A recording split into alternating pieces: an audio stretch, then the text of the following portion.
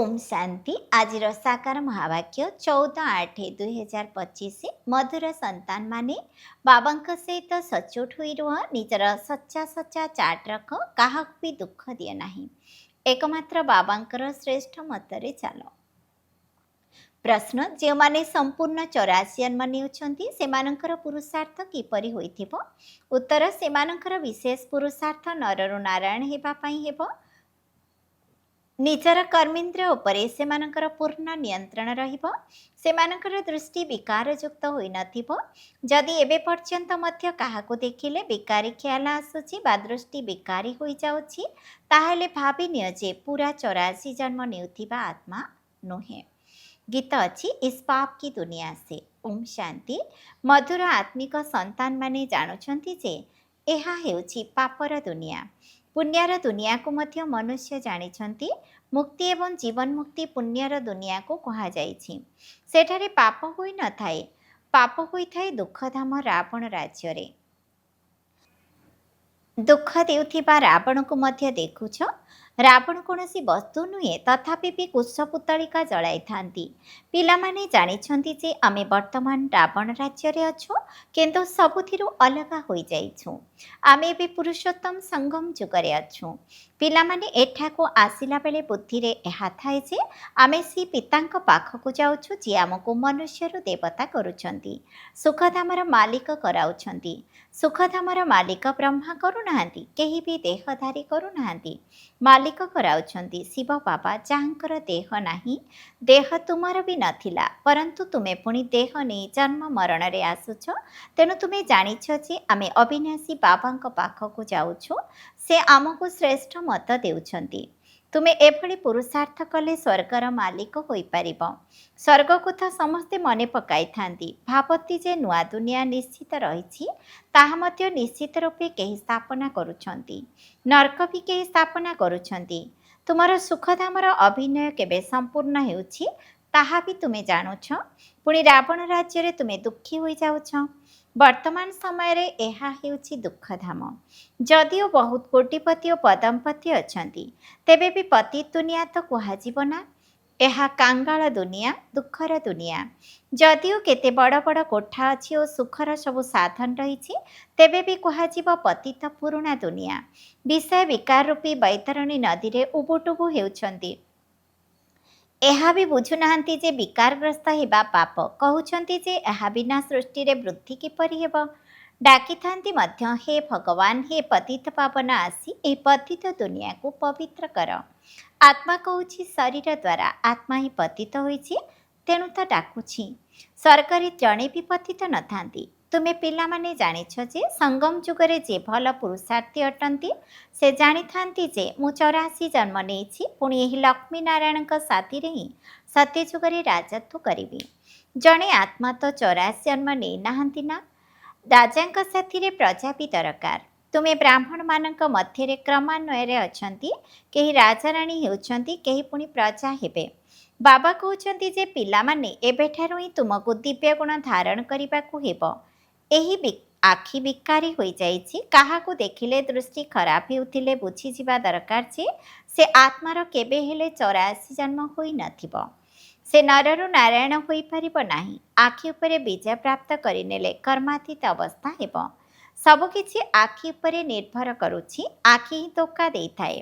ଆତ୍ମା ଏହି ଝରକା ମାଧ୍ୟମରେ ଦେଖୁଛି। ବ୍ରହ୍ମା ବାବାଙ୍କ ଭିତରେ ତ ଡବଲ ଆତ୍ମା ଅଛନ୍ତି। ଶିବ ବାବା ମଧ୍ୟ ଏହି ଖିଡ଼ିକି ମାଧ୍ୟମରେ ଦେଖୁଛନ୍ତି। ଆମର ମଧ୍ୟ ଦୃଷ୍ଟି ଆତ୍ମା ଉପରକୁ ଯାଉଛି। ବାବା ଆତ୍ମାକୁ ହିଁ ବୁଝାଉଛନ୍ତି, କହୁଛନ୍ତି ଯେ ମୁଁ ବି ଶରୀର ନେଇଛି, ତେଣୁ କଥା କହିପାରୁଛି। ତୁମେ ଜାଣୁଛ ଯେ ବାବା ଆମକୁ ସୁଖର ଦୁନିଆକୁ ନେଇଯାଉଛନ୍ତି। ଏହା ହେଉଛି ରାବଣ ରାଜ୍ୟ। ତୁମେ ଏହି ପତିତ ଦୁନିଆରୁ ଅଲଗା ହୋଇଯାଇଛ। କେହି ବହୁତ ଆଗକୁ ବଢ଼ିଯାଇଛନ୍ତି ତ କିଏ ପଛକୁ ହଟି ଯାଇଛନ୍ତି। ପ୍ରତ୍ୟେକ କହୁଛନ୍ତି ଯେ ଆମକୁ ପାରି କର। ବାସ୍ତବରେ ତ ପାରି ହେବେ ସତ୍ୟ ଯୁଗରେ। ସତ୍ୟ ଯୁଗକୁ ନା, ପରନ୍ତୁ ସେଠାରେ ଉଚ୍ଚ ପଦ ପାଇବାକୁ ହେଲେ ତ ପବିତ୍ର ହେବାକୁ ପଡ଼ିବ, ମେହନତ କରିବାକୁ ହିଁ ପଡ଼ିବ। ମୁଖ୍ୟ କଥା ହେଲା ବାବାଙ୍କୁ ମନେ ପକାଇଲେ ବିକର୍ମ ବିନାଶ ହେବ। ଏହା ହେଉଛି ପ୍ରଥମ ପାଠ। ତୁମେ ଏବେ ଜାଣୁଛ ଯେ ଆମେ ସବୁ ଆତ୍ମା ହେଉଛୁ ଅଭିନେତା। ପ୍ରଥମେ ପ୍ରଥମେ ଆମେ ସୁଖଧାମକୁ ଆସିଲୁ, ପୁଣି ଏବେ ଦୁଃଖଧାମକୁ ଆସିଛୁ। ଏବେ ପୁଣି ବାବା ସୁଖଧାମକୁ ନେଇଯିବା ପାଇଁ ଆସିଛନ୍ତି। କହୁଛନ୍ତି ମୋତେ ମନେ ପକାଅ ଏବଂ ପବିତ୍ର ହୁଅ। କାହାକୁ ବି ଦୁଃଖ ଦିଅ ନାହିଁ। ପରସ୍ପରକୁ ବହୁତ ଦୁଃଖ ଦେଉଛନ୍ତି। କାହା ଭିତରେ କାମର ଭୂତ ଆସିଗଲା ତ କାହା ଭିତରେ କ୍ରୋଧ ଆସିଲା, ହାତ ଉଠାଇଦେଲେ। ବାବା କହିବେ ଏ ତ ଦୁଃଖଦାୟୀ ପାପ ଆତ୍ମା। ପୁଣ୍ୟ ଆତ୍ମା କିପରି ହେବେ? ଏପର୍ଯ୍ୟନ୍ତ ପାପ କରୁଛନ୍ତି, ଏ ତ ନାମ ବଦନାମ କରୁଛନ୍ତି। ସଭିଏ କ'ଣ କହିବେ? କହୁଛନ୍ତି ଆମକୁ ଭଗବାନ ପଢ଼ାଉଛନ୍ତି। ଆମେ ମନୁଷ୍ୟରୁ ଦେବତା, ବିଶ୍ୱର ମାଲିକ ହେଉଛୁ। ସେମାନେ ପୁଣି କ'ଣ ଏଭଳି କାମ କରିବେ କି? ଏଣୁ ବାବା କହୁଛନ୍ତି ଯେ ପ୍ରତିଦିନ ରାତିରେ ନିଜକୁ ଦେଖ। ଯଦି ସୁପୁତ୍ର ହୋଇଥିବେ ତାହେଲେ ଚାଟ୍ ପଠାଇବେ।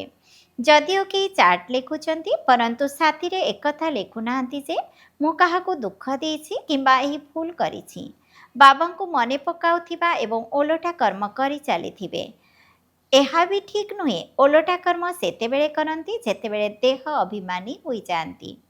ଏହି ଚକ୍ର କିପରି ଘୁରୁଛି? ଏହା ତ ବହୁତ ସହଜ ଅଟେ। ଗୋଟିଏ ଦିନରେ ବି ଟିଚର ହୋଇପାରିବ। ବାବା ତୁମକୁ 84 ଜନ୍ମର ରହସ୍ୟ ବୁଝାଉଛନ୍ତି, ପଢ଼ାଉଛନ୍ତି। ପୁଣି ଯାଇ ତାହା ଉପରେ ମନନ କରିବାକୁ ହେବ। ମୁଁ 84 ଜନ୍ମ କିପରି ନେଉଛି? ଏହିଭଳି ଅଭ୍ୟାସ ଶିଖାଉଥିବା ଟିଚରଙ୍କ ଠାରୁ ଶିଖୁଥିବା ଆତ୍ମା ଦୈବୀ ଗୁଣ ବି ଅଧିକ ଧାରଣ କରି ନେଇଥାନ୍ତି। ବାବା ସିଦ୍ଧ କରି କହିପାରିବେ, ଦେଖାଇଥାନ୍ତି ଯେ ବାବା ଆମର ଚାଟ୍ ଦେଖ, ମୁଁ ଟିକିଏ ବି କାହାକୁ ଦୁଃଖ ଦେଇନାହିଁ। ବାବା କହିବେ ଏ ପିଲା ତ ବଡ଼ ମିଠା, ଭଲ ସୁଗନ୍ଧ ବିଚ୍ଛୁରିତ କରୁଛି। ଟିଚର ହେବା ତ ଗୋଟିଏ ସେକେଣ୍ଡର କାମ ଅଟେ। ଟିଚରଙ୍କ ଠାରୁ ମଧ୍ୟ ଛାତ୍ର ଯୋଗଯାତ୍ରାରେ ତୀବ୍ର ହୋଇଯାଉଛନ୍ତି। ତେଣୁ ସେ ଟିଚରଙ୍କ ଠାରୁ ମଧ୍ୟ ଉଚ୍ଚ ପଦ ପାଇବେ।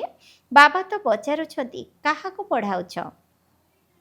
ପ୍ରତିଦିନ ଶିବ ମନ୍ଦିରକୁ ଯାଇ ସେଠାରେ ପଢ଼ାଅ। ଶିବ ବାବା କିପରି ଆସି ସ୍ୱର୍ଗର ସ୍ଥାପନା କରୁଛନ୍ତି, ସ୍ୱର୍ଗର ମାଲିକ କରୁଛନ୍ତି। ବୁଝାଇବା ବହୁତ ସହଜ। ବାବାଙ୍କ ପାଖକୁ ଚାଟ୍ ପଠାଇଥାନ୍ତି, ବାବା ମୋର ଅବସ୍ଥା ଏହିପରି। ବାବା ପଚାରୁଛନ୍ତି ବଚ୍ଚେ କୌଣସି ବିକର୍ମ ତ କରୁନାହଁ? କୁଦୃଷ୍ଟି ଓଲଟା ସିଧା କାର୍ଯ୍ୟ କରାଉ ନାହିଁ ତ? ନିଜର ବ୍ୟବହାର, ଚରିତ୍ର ଆଦିକୁ ଦେଖିବା ଦରକାର। ଚାଲିଚଳନର ସମସ୍ତ ଆଧାର ଆଖି ଉପରେ ହିଁ ନିର୍ଭର କରିଥାଏ। ଆଖି ଅନେକ ପ୍ରକାରର ଧୋକା ଦେଇଥାଏ। ନ ପଚାରି କୌଣସି ଜିନିଷ ଉଠାଇ ଖାଇଲେ ବି ପାପ ଖାତାରେ ଜମା ହୋଇଯାଇଥାଏ। କାହିଁକି ନା ବିନା ନିର୍ଦ୍ଦେଶରେ ଉଠାଇଲ ନା। ଏଠାରେ କାଇଦା ବହୁତ ରହିଛି। ଏହା ଶିବ ବାବାଙ୍କର ଯଜ୍ଞ ନା। ଦାୟିତ୍ୱରେ ଥିବା ବ୍ୟକ୍ତିଙ୍କୁ ନ ପଚାରି କୌଣସି ଜିନିଷ ଖାଇପାରିବ ନାହିଁ। ଜଣେ ଖାଇଲେ ତ ଅନ୍ୟମାନେ ମଧ୍ୟ ଏହିପରି କରିବାକୁ ଲାଗିବେ। ବାସ୍ତବରେ ଏଠାରେ ତ କୌଣସି ବସ୍ତୁକୁ ତାଲା ପକାଇ ରଖିବା ଦରକାର ନାହିଁ। ନିୟମ କହୁଛି ଯେ ଏହି ଘର ଭିତରକୁ, ରୋଷେଇ ଘର ସମ୍ମୁଖକୁ କୌଣସି ବି ଅପବିତ୍ର ଆତ୍ମା ଆସିବା ଉଚିତ ନୁହେଁ। ବାହାରେ ତ ଅପବିତ୍ର ପବିତ୍ର ଆଦିର କୌଣସି ପ୍ରଶ୍ନ ହିଁ ନାହିଁ। ପରନ୍ତୁ ପତିତ ତ ନିଜକୁ କହୁଛନ୍ତି ନା। ସମସ୍ତେ ହେଉଛନ୍ତି ପତିତ। ବଲ୍ଲଭାଚାରୀଙ୍କୁ ଅଥବା ଶଙ୍କରାଚାର୍ଯ୍ୟଙ୍କୁ କେହି ସ୍ପର୍ଶ କରିପାରିବେ ନାହିଁ। କାହିଁକି ନା ସେମାନେ ଭାବିଥାନ୍ତି ଯେ ଆମେ ପବିତ୍ର ଓ ଅନ୍ୟମାନେ ହେଉଛନ୍ତି ପତିତ। ଯଦିଓ ଏଠାରେ ସମସ୍ତଙ୍କ ଶରୀର ପତିତ, ତଥାପି ପୁରୁଷାର୍ଥ ଅନୁସାରେ ବିକାରଗୁଡ଼ିକର ସନ୍ନ୍ୟାସ କରୁଛନ୍ତି। ତେଣୁ ନିର୍ବିକାରୀଙ୍କ ଆଗରେ ବିକାରୀ ମନୁଷ୍ୟ ମୁଣ୍ଡ ନୁଆଇଥାନ୍ତି। କହିଥାନ୍ତି ଯେ ଏ ବଡ଼ ସ୍ୱଚ୍ଛ ଧର୍ମାତ୍ମା ମନୁଷ୍ୟ। ସତ୍ୟଯୁଗେ ତ ମ୍ଳେଚ୍ଛ ରହିବେ ନାହିଁ। ତାହା ତ ପବିତ୍ର ଦୁନିଆ। ସମସ୍ତେ ଗୋଟିଏ ପ୍ରକାରର ହୋଇଥାନ୍ତି। ତୁମେ ଏହି ସମ୍ପୂର୍ଣ୍ଣ ରହସ୍ୟକୁ ଜାଣୁଛ। ଆରମ୍ଭରୁ ନେଇ ସୃଷ୍ଟିର ଆଦି ମଧ୍ୟ ଅନ୍ତର ରହସ୍ୟ ବୁଦ୍ଧିରେ ରହିବା ଦରକାର। ଆମେ ସବୁ କିଛି ଜାଣିଛୁ, ଅଧିକ ଆଉ କିଛି ଜାଣିବାର ହିଁ ନାହିଁ। ରଚୟିତା ବାବାଙ୍କୁ ଜାଣିଲ, ସୂକ୍ଷ୍ମବତନକୁ ଜାଣିଲ, ଭବିଷ୍ୟ ପଦବୀକୁ ଜାଣିଲ, ଯେଉଁଥିପାଇଁ ପୁରୁଷାର୍ଥ କରୁଛ। ପରେ ଯଦି ଚାଲିଚଳନ ଏଭଳି ହୋଇଯାଉଛି, ତେବେ ଉଚ୍ଚପଦ ପାଇପାରିବ ନାହିଁ। କାହାକୁ ଦୁଃଖ ଦେଲ, ବିକାରଗ୍ରସ୍ତ ହେଲ କିମ୍ବା ଖରାପ ଦୃଷ୍ଟି ରଖିଲ, ତେବେ ଏହା ମଧ୍ୟ ହେଉଛି ପାପ। ଦୃଷ୍ଟିର ପରିବର୍ତ୍ତନ ହେବା କଷ୍ଟକର। ଦୃଷ୍ଟି ବହୁତ ଭଲ ହେବା ଦରକାର। ଆଖି ଦେଖୁଛି, ସେ କ୍ରୋଧ କରୁଛି, ତେଣୁ ନିଜେ ମଧ୍ୟ ଲଢ଼େଇ କରୁଛି। ଶିବ ବାବାଙ୍କ ସହିତ ଟିକିଏ ବି ସ୍ନେହ ନାହିଁ। ବାବାଙ୍କୁ ମନେ ହିଁ ପକାଉନାହାନ୍ତି। ବଳିହାରି ଶିବ ବାବାଙ୍କର। ବଳିହାରି ଗୁରୁ ଆପଣଙ୍କର। ବଳିହାର ସେଇ ସଦ୍ଗୁରୁଙ୍କର ଯିଏ ଗୋବିନ୍ଦ ଶ୍ରୀକୃଷ୍ଣଙ୍କର ସାକ୍ଷାତକାର କରାଇଛନ୍ତି। ଗୁରୁ ଅର୍ଥାତ୍ ଶିବ ବାବାଙ୍କ ଦ୍ୱାରା ତୁମେ ଗୋବିନ୍ଦ ଅର୍ଥାତ୍ ଶ୍ରୀକୃଷ୍ଣ ହେଉଛ। ସାକ୍ଷାତକାର ଦ୍ୱାରା କେବଳ ମୁଖ ମିଠା ହୋଇନଥାଏ। ମୀରାଙ୍କର ମୁଖ ମିଠା ହେଲା କି? ସତରେ ସେ ତ ସ୍ୱର୍ଗକୁ ଗଲେ ନାହିଁ। ତାହେଲେ ଭକ୍ତି ମାର୍ଗ, ତାକୁ ସ୍ୱର୍ଗର ସୁଖ କୁହାଯାଏ ନାହିଁ। ଗୋବିନ୍ଦକୁ କେବଳ ଦେଖିଲେ ହେବ ନାହିଁ, ତାଙ୍କ ଭଳି ହେବାକୁ ପଡ଼ିବ। ତୁମେ ଏହିଭଳି ହେବା ପାଇଁ ହିଁ ଏଠାକୁ ଆସିଛ। ଏହି ନିଶା ରହିବା ଦରକାର ଯେ ଆମେ ତାଙ୍କ ପାଖକୁ ଯାଉଛୁ ଯିଏ ଆମକୁ ଏଭଳି କରୁଛନ୍ତି। ତେଣୁ ବାବା ସମସ୍ତଙ୍କୁ ଏହି ରାୟ ଦେଉଛନ୍ତି ଯେ ଚାର୍ଟରେ ଏହା ମଧ୍ୟ ଲେଖ ଯେ ଆଖି ଧୋକା ତ ଦେଉନାହିଁ, ପାପ ତ କରିନାହଁ। ଆଖି କୌଣସି ନା କୌଣସି କଥାରେ ଧୋକା ନିଶ୍ଚିତ ଦେଉଛି। ଆଖି ବିଲକୁଲ ଶୀତଳ ହୋଇଯିବା ଦରକାର। ନିଜକୁ ଅଶରୀରୀ ଭାବ। ଏହି କର୍ମାତୀତ ଅବସ୍ଥା ଅନ୍ତିମ ସମୟରେ ହେବ। ତାହା ମଧ୍ୟ ସେତେବେଳେ ହେବ ଯେତେବେଳେ ବାବାଙ୍କୁ ନିଜର ଚାର୍ଟ ପଠାଇବ। ଯଦିଓ ଧର୍ମରାଜଙ୍କର ରେଜିଷ୍ଟରରେ ଆପେ ଆପେ ସବୁ ଜମା ହୋଇଯାଉଛି, କିନ୍ତୁ ବାବା ସାକାରରେ ଆସିଥିବାରୁ କହୁଛନ୍ତି ଯେ ସାକାରକୁ ମଧ୍ୟ ଜାଣିବା ଦରକାର। ତେବେ ଯାଇ ସଜାଗ କରାଇ ପାରିବେ। ବିକାରୀ ଦୃଷ୍ଟି ଅଥବା ଦେହ ଅଭିମାନୀ ହୋଇଥିବେ ତ ବାୟୁମଣ୍ଡଳକୁ ଅଶୁଦ୍ଧ କରିଦେବେ। ଏଠାରେ ବସି ମଧ୍ୟ ବୁଦ୍ଧି ଯୋଗୁଁ ବାହାରକୁ ଚାଲିଯାଉଛି। ମାୟା ବହୁତ ଧୋକା ଦେଉଛି। ମନରେ ବହୁତ ତୋଫାନ ଆସୁଛି। ଏହିପରି ହେବା ପାଇଁ କେତେ ମେହନତ କରିବାକୁ ପଡ଼ୁଛି। ବାବାଙ୍କ ପାଖକୁ ଆସିଥାନ୍ତି, ବାବା ଆତ୍ମାକୁ ଜ୍ଞାନରେ ସଜାଇଥାନ୍ତି। ବୁଝୁଛୁ ଯେ ମୁଁ ଆତ୍ମା, ଜ୍ଞାନ ଦ୍ୱାରା ପବିତ୍ର ହେବୁ, ପୁଣି ଶରୀର ବି ପବିତ୍ର ମିଳିବ। ଆତ୍ମା ଏବଂ ଶରୀର ଉଭୟ ସତ୍ୟଯୁଗରେ ହିଁ ପବିତ୍ର ହେବ, ପୁଣି ଅଧାକଳ୍ପ ପରେ ରାବଣ ରାଜ୍ୟ ହୋଇଥାଏ। ମନୁଷ୍ୟମାନେ କହିବେ ଭଗବାନ କିପରି କାହିଁକି କଲେ ଏପରି? ଏହା ହେଉଛି ଅନାଦି ଡ୍ରାମା, ପୂର୍ବ ନିର୍ମିତ। ଭଗବାନ କିଛି କରୁଛନ୍ତି କି କ'ଣ? ସତ୍ୟଯୁଗରେ ଏକ ଦେବୀ ଦେବତା ଧର୍ମ ହିଁ ରହିବ। କେହି କେହି କହୁଛନ୍ତି ଯେ ଏପରି ଭଗବାନଙ୍କୁ ଆମେ କାହିଁକି ମନେ ପକାଇବୁ? କିନ୍ତୁ ତୁମର ଅନ୍ୟ ଧର୍ମ ସହିତ କୌଣସି ସମ୍ବନ୍ଧ ନାହିଁ। ଯେଉଁମାନେ କଣ୍ଟା ହୋଇଛନ୍ତି ସେମାନେ ହିଁ ଆସି ଫୁଲ ହେବେ। ମନୁଷ୍ୟ କହିଥାନ୍ତି ଯେ କ'ଣ ଭଗବାନ କେବଳ ଭାରତବାସୀକୁ ହିଁ ସ୍ୱର୍ଗକୁ ନେଇଯିବେ? ଆମେ ମାନିବୁ ନାହିଁ। ଭଗବାନଙ୍କର ବି କ'ଣ ଦୁଇଟି ଆଖି ଅଛି? ପରନ୍ତୁ ଏହି ଡ୍ରାମା ତ ପୂର୍ବ ନିର୍ମିତ। ସମସ୍ତେ ଯଦି ସ୍ୱର୍ଗକୁ ଯିବେ ତେବେ ପୁଣି ଅନେକ ଧର୍ମର ଅଭିନୟ କିପରି ଚାଲିବ? ସ୍ୱର୍ଗରେ ଏତେ କୋଟି ମନୁଷ୍ୟ ରହିବେ ନାହିଁ। ପ୍ରଥମତଃ ମୁଖ୍ୟ କଥା ହେଲା ଭଗବାନ କିଏ? ତାଙ୍କୁ ତ ଚିହ୍ନ। ଏକଥାକୁ ବୁଝି ନ ପାରିଲେ ତ ଅନେକ ପ୍ରଶ୍ନ କରି ଚାଲିବେ। ନିଜକୁ ଆତ୍ମା ଭାବିଲେ ହିଁ କହିବେ ଏହି କଥା ତ ଠିକ୍।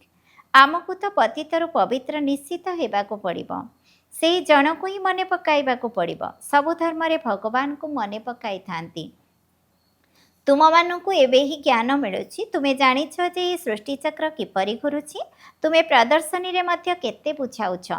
ବିଲକୁଲ କମ୍ ଆତ୍ମା ଏ ଜ୍ଞାନକୁ ବୁଝିଥାନ୍ତି। ପରନ୍ତୁ ଏଭଳି କହିବେ ନାହିଁ ଯେ ଏସବୁ କରିବା ଅନୁଚିତ। ଡ୍ରାମାରେ ଥିଲା କଲ।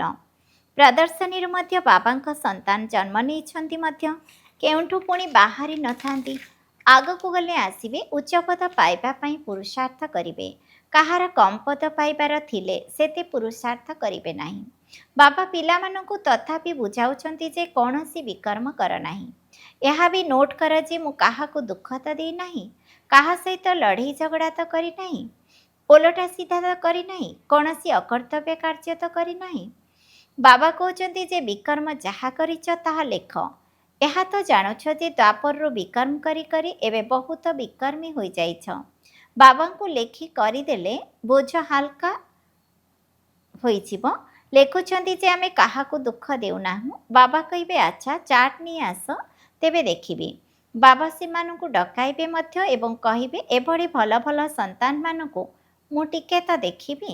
ସୁପୁତ୍ରମାନଙ୍କୁ ବାବା ବହୁ ସ୍ନେହ କରିଥାନ୍ତି। ବାବା ଜାଣିଛନ୍ତି ଯେ ଏବେ କେହି ସମ୍ପୂର୍ଣ୍ଣ ହୋଇନାହାନ୍ତି। ବାବା ପ୍ରତ୍ୟେକଙ୍କୁ ଦେଖୁଛନ୍ତି ଯେ କିପରି ପୁରୁଷାର୍ଥ କରୁଛନ୍ତି।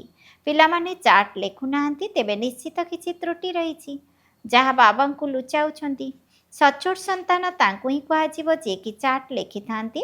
ଚାର୍ଟ ରଖିବା ସହିତ ପୁଣି ବ୍ୟବହାର ବି କରିବା ଦରକାର।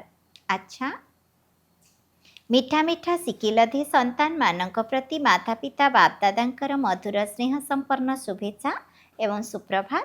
ଆତ୍ମିକ ପିତାଙ୍କର ଆତ୍ମିକ ସନ୍ତାନମାନଙ୍କୁ ନମସ୍ତେ। ଆମ ଆତ୍ମିକ ସନ୍ତାନମାନଙ୍କର ମଧ୍ୟ ଆତ୍ମିକ ପିତାଙ୍କୁ ନମସ୍ତେ ନମସ୍ତେ ନମସ୍ତେ। ଧାରଣା ପାଇଁ ମୁଖ୍ୟ ସାରାଂଶ 1 ନମ୍ବର, ନିଜର ବିକର୍ମର ବୋଝକୁ ହାଲୁକା କରିବା ପାଇଁ ଯାହା ବି ସବୁ ବିକର୍ମ ହୋଇଯାଇଛି ସେଗୁଡ଼ିକୁ ବାବାଙ୍କୁ ଲେଖିକରି ଦେବାକୁ ହେବ। ଏବେ କାହାକୁ ବି ଦୁଃଖ ଦେବା ଅନୁଚିତ। ସୁପୁତ୍ର ହୋଇ ରହିବାକୁ ହେବ। 2 ନମ୍ବର, ନିଜର ଦୃଷ୍ଟିକୁ ବହୁତ ପବିତ୍ର କରିବାକୁ ହେବ। ଆଖି ଧୋକା ନ ଦେଉ ଏଥିପ୍ରତି ଧ୍ୟାନ ଦେବାକୁ ହେବ। ନିଜର ବ୍ୟବହାରକୁ ବହୁତ ଶାଳୀନତାପୂର୍ଣ୍ଣ ରଖିବାକୁ ପଡ଼ିବ। କାମକ୍ରୋଧର ବଶୀଭୂତ ହୋଇ କୌଣସି ପାପ କରିବାର ନାହିଁ।